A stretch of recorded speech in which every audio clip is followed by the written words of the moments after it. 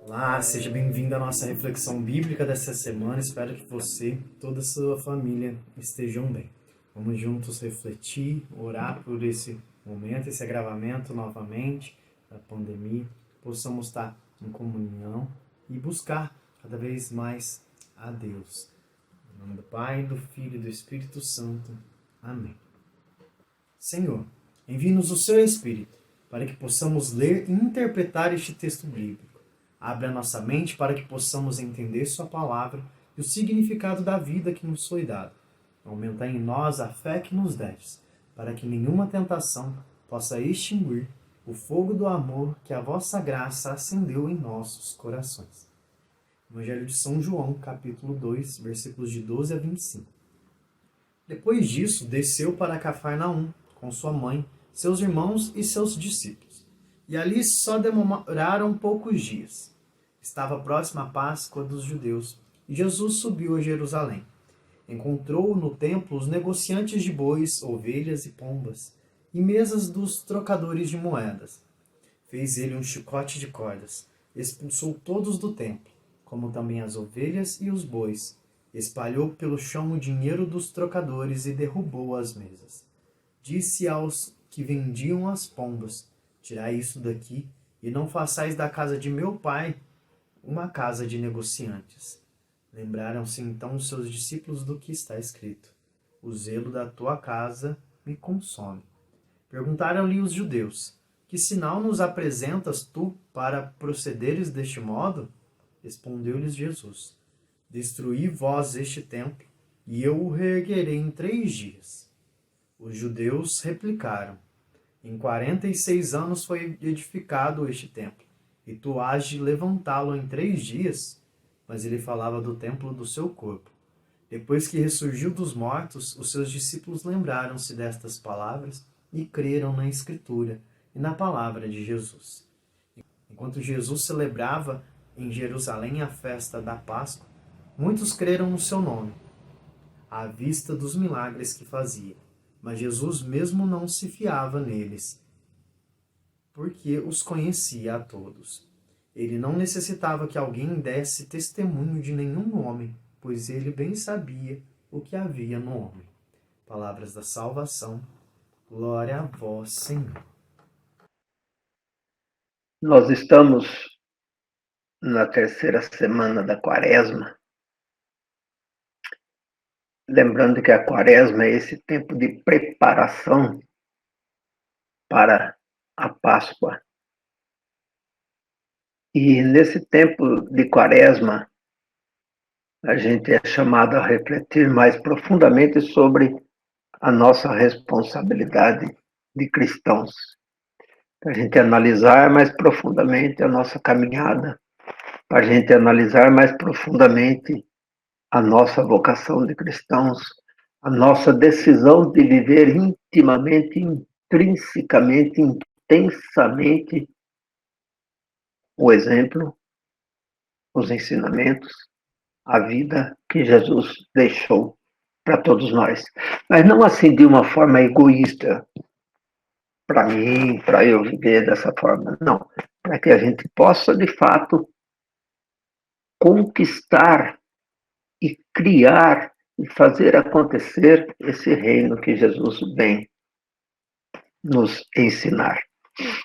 E esse evangelho de hoje, escrito por João, nos joga diretamente nessa realidade. Lembrando, uma vez nós refletimos sobre isso já, lembrando que João escreve o seu evangelho numa espécie de uma tese. Lá no começo do evangelho de João, começa: no princípio era o verbo era Deus, o verbo estava com Deus. E agora esse verbo está presente no meio de nós. Antes, lá no começo da criação, ele era a palavra de Deus, o Filho de Deus, que agora está no meio de nós. E nessa realidade de hoje, desse evangelho, Jesus vai ao templo de Jerusalém. E lá em Jerusalém, ele encontra o que no templo? o maior comércio. O templo, o centro religioso, o centro da vida dos judeus, sendo utilizado para comércio. O que tem envolvendo toda essa situação? Os sumos sacerdotes, os grandes do povo, criaram uma religião, uma forma de viver a religião judaica, onde todos os anos os judeus deveriam ir a Jerusalém para prestar o culto a Javé, mas ao mesmo tempo fazer o sacrifício em remissão dos seus pecados.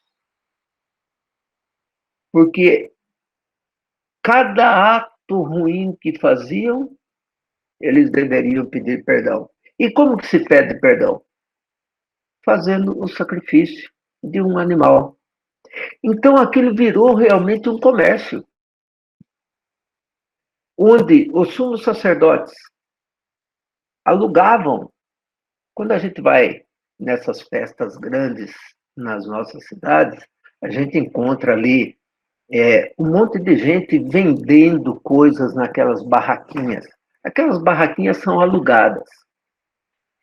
O mesmo sentido faziam lá no templo em Jerusalém, naquela época. Eles alugavam um local onde as pessoas vendiam os animais para o sacrifício. Os sumos sacerdotes também, com seus familiares, tinham lá o seu lugar para vender. E esse dinheiro do aluguel era levado para os sumos sacerdotes, para que eles pudessem investir no templo. Mas investir no templo nem sempre era realmente investido da forma como deveria ter sido. Ou seja, a corrupção já comia solta ali. E era utilizada a religião para fazer isso. Um sentido religioso para explorar mais a população. Calcula-se que na época deveria ter em Jerusalém por volta de 55 mil habitantes, mas nessa época da Páscoa chegavam a 125 mil pessoas que iam para lá para poder prestar o seu sacrifício no templo. Imagine a movimentação financeira que não acontecia aí. E aí Jesus entra no templo e vê toda essa balbúrdia, toda essa exploração. E ele sai arrebentando tudo, derrubando tudo e expulsando todo mundo de lá, porque vocês fizeram da casa de meu pai uma casa de ladrões. É o zelo pela casa do pai que consome Jesus nesse momento e que o leva a tomar essas atitudes e tomar essas decisões. Essa atitude de Jesus espanta os judeus e espanta muito mais os sumos sacerdotes. E o que é que eles vão perguntar para Jesus? O que está acontecendo? Quem é você? Quem te deu autoridade para isso? E Jesus, então, responde: destruam esse templo e eu o reerguerei em 3 dias. É claro que ele não estava referindo-se a esse templo onde eles estavam ali, mas ele estava referindo-se a ele mesmo, a si próprio, como templo de Deus, que após a sua morte no 3º dia ressuscitou. E falava do templo do seu corpo. E esses 3 dias para reerguer esse templo significa essa reconstrução, essa vida nova que Jesus traz ao mundo. Muitos creram em Jesus porque viam os seus milagres. Porque depois desse acontecimento, Jesus passou a curar as pessoas. E é interessante a gente perceber o seguinte: Jesus não ia atrás das pessoas. Ah, você está doente, vem aqui, eu vou te curar. Ah, você está com problema, vem aqui, eu vou resolver o seu problema. Não, as pessoas vinham ao encontro de Jesus. E vinham ali porque acreditavam nele. Nós cristãos somos, hoje, essas pessoas que acreditam em Jesus. Mas a nossa crença em Jesus, a nossa fé em Jesus, não pode ser uma fé assim, gostosinha. Ai, eu acredito em Jesus e isso está muito bom. Não, precisa ser muito mais do que isso. Precisa ser transformada em atitude para que aquela ressurreição de Jesus ainda aconteça no mundo de hoje. Essa vida nova que vai se renovando a cada momento. Onde a corrupção, a maldade, o pecado, o egoísmo sejam retirados cada vez mais da vida da humanidade e a gente possa acrescentar aí uma vida nova para todas as pessoas. Essa mensagem do Evangelho de hoje chama a nossa atenção exatamente por causa disso. Como é que estamos cuidando do nosso templo, o nosso corpo, a nossa vida? Como é que estamos cuidando dessa vida da humanidade, essa casa comum, esse mundo onde vivemos? Como é que está sendo a nossa atitude com relação ao mundo, com relação às pessoas e com relação a Deus? Essa reflexão que nós devemos ter para que a gente possa, de fato, entender qual que é a nossa situação de cristãos neste mundo. E para a gente refletir. Tenho dado mais importância às coisas materiais do que aos relacionamentos e à espiritualidade? Meus olhos estão voltados mais para as estruturas do que para o amor? O que posso fazer nessa semana para o meu crescimento espiritual? Pense um pouquinho.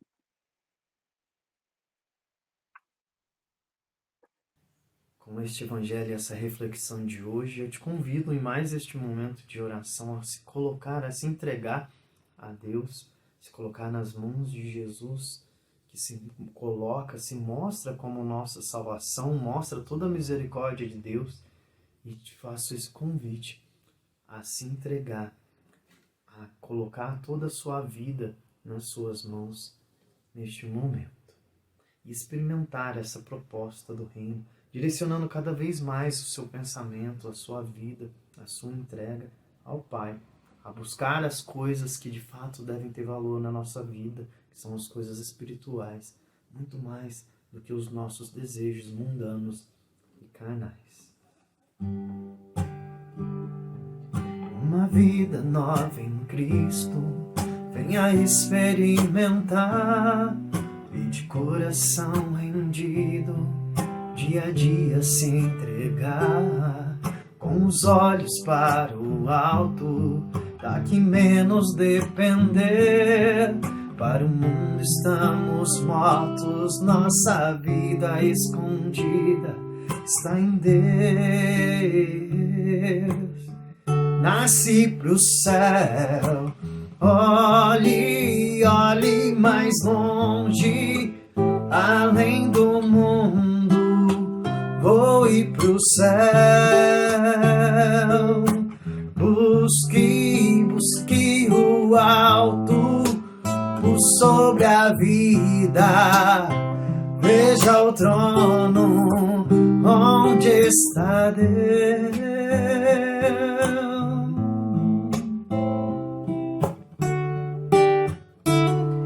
Vem do céu essa alegria que me faz compreender. Vejo além da agonia, sim, exceto eu vou vencer. Se levante para Cristo, não se arraste mais ao chão. Meu irmão, cabeça erguida, Ele traz a nova vida, o amor e o perdão. olhe pro céu, olhe, olhe mais longe, além do mundo, olhe pro céu e busque, busque o alto por sobre a vida. Veja o trono onde está Deus. Que possamos todos juntos nos entregar, colocar nas mãos daquele que está neste trono, que nos conhece bem e tem todo o poder. Pai nosso que estais nos céus, santificado seja o vosso nome. Venha a nós o vosso reino, seja feita a vossa vontade, assim na terra como no céu. O pão nosso de cada dia nos dai hoje, perdoai as nossas ofensas, assim como nós perdoamos a quem nos tem ofendido. E não nos deixeis cair em tentação, mas livrai-nos do mal. Amém. Vamos fazer então a nossa oração final. Deus da vida, Pai todo bondoso, que nos indicastes o amor como lei suprema, ajudai-nos a construir uma comunidade mundial de irmãos e irmãs, que para além de todas as diferenças religiosas ou culturais, vos renda sempre culto em espírito e em verdade. Por Jesus Cristo, nosso Senhor. Amém. Que Deus nos abençoe, abençoe todos os nossos familiares, parentes, amigos, e nos ajude a entender cada vez mais qual que é a nossa vocação de cristãos e a nossa maneira de vivenciar mais intensamente os ensinamentos de Jesus. A bênção de Deus Todo-Poderoso, em nome do Pai, do Filho e do Espírito Santo. Amém. Estamos encerrando e eu preciso te lembrar que um bom cristão pensa não só em si, mas também naqueles que o rodeiam, pensam nos próximos, nos familiares, todos aqueles que têm de alguma forma contato. Então te lembro que é necessário seguir todas as orientações de saúde, de se preservar também aqueles que possam ter contato contigo. Vamos todos juntos colaborar para vencermos essa batalha. Então convido também nisso a enviar para alguém, para um parente, para algum amigo, em algum grupo, esse vídeo, clicar aí no botão gostei para a palavra de Deus chegar a mais corações e assim juntos crescermos espiritualmente e também lidarmos melhor com as dificuldades, com as batalhas da nossa vida, inclusive essa que estamos passando. Grande abraço, fiquem com Deus.